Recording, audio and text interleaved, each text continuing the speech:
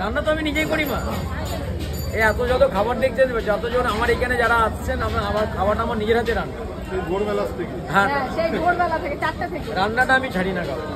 আর সব ক্যাশ ফ্যাশ ছেড়ে দিই সবাইকে, কিন্তু রান্নাটা আমি কাউকে ছাড়ি।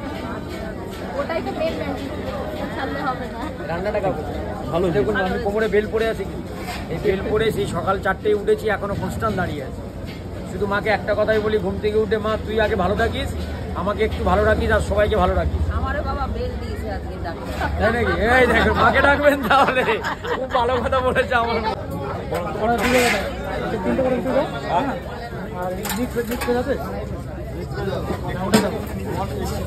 হ্যাঁ, আমার দুটো করে দিবে ওখানে। টানা মশলা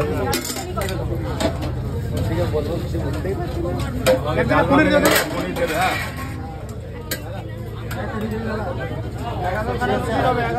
এগারো খানা আর কিছু